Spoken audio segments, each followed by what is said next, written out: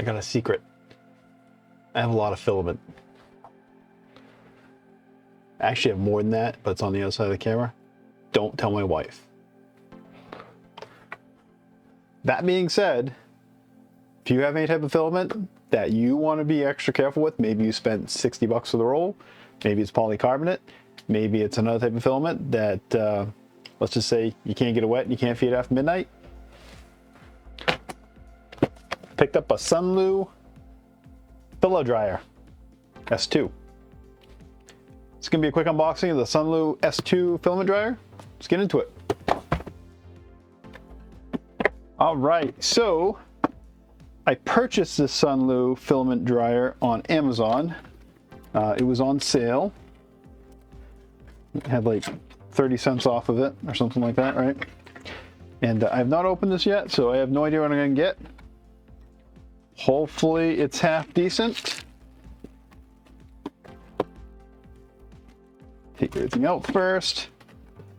So if you got polycarbonate or anything like that, if you like using some of those fancy filaments, you're probably going to want a filament dryer of some sort. Yeah, you could throw it in the oven or throw that away.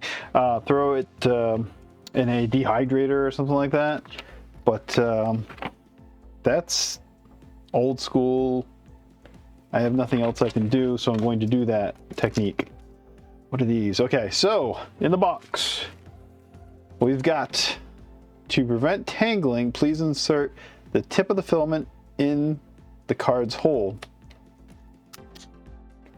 I think it's, yeah, that's a paper card, so I don't know how long the paper card that they want you to insert filament through the hole is going to last you. So, yeah, good for that. Let's see, Teflon tube spare. Teflon tube in multiple languages. We've got a user guide. We'll go through that in a second. And power supply. Power supply is, let's see, output 24 volts, 2 amps. So similar to what you'd have if you had a PoE device, 48 watts. Yeah, let's see, 1.5 amps in, 2 watts out. Not the most efficient thing in the world. Yeah. And les pièces de resistance. Very light. Decently packaged, I guess. The SUNLU. All right. So looking at it from the outside here, tape also doesn't slide open. Power is right here. Anything special on this? No. A bunch of things about where it's made in China.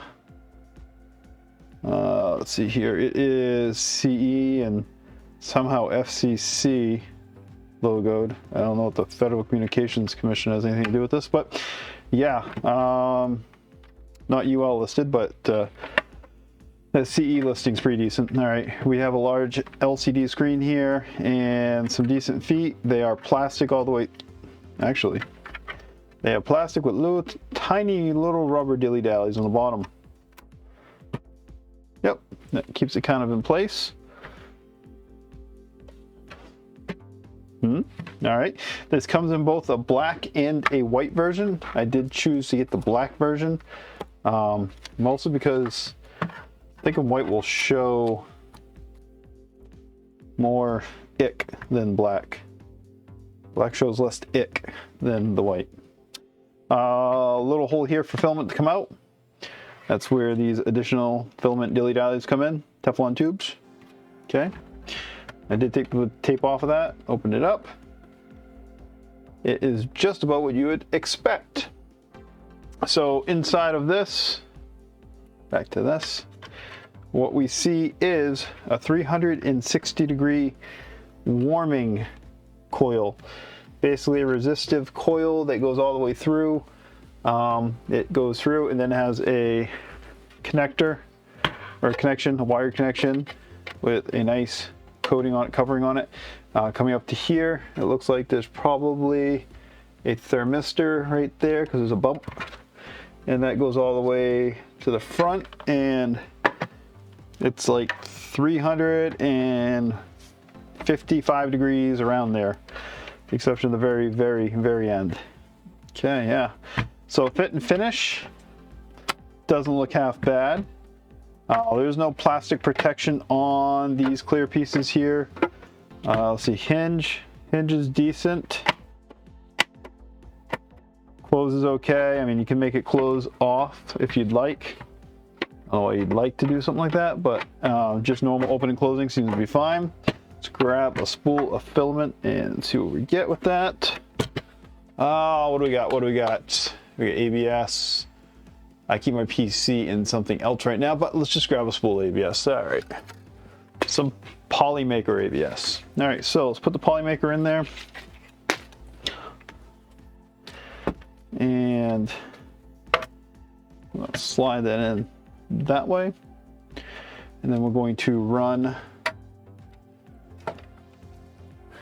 our end of our filament through the end. And then kind of hold that while we're doing it. And there we go. Plug it in.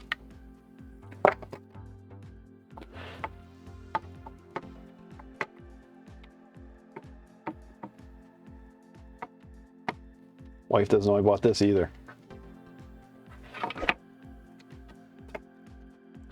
All right, so plug that in. Cord is, I would say, let's see, 1, 2, 3, about 3.5 feet long, give or take. What's that plug? Plug on the bottom. Right there. That's so good. The roll pins on the bottom seem pretty decent. They're stationary. They're not anything crazy. Okay. Let's put this. This is the way you'd want to operate this, obviously. But putting it on its back here, hitting the on-off button, hitting the on-off button, holding down the on-off button. Maybe it doesn't like to be on its back.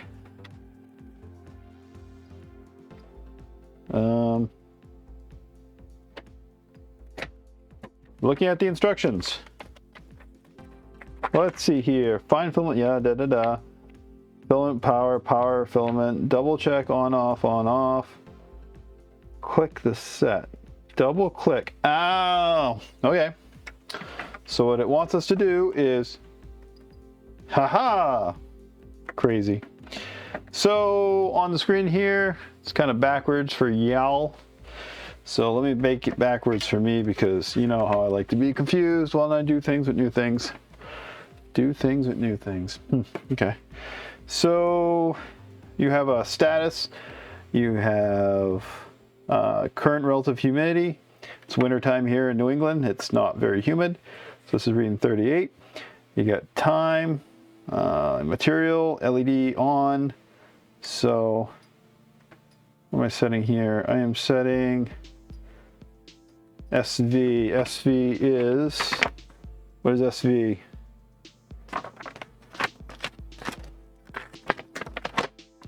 I'm not sure what SV is. Yeah, we'll figure it out. Let's see here, set, the PV,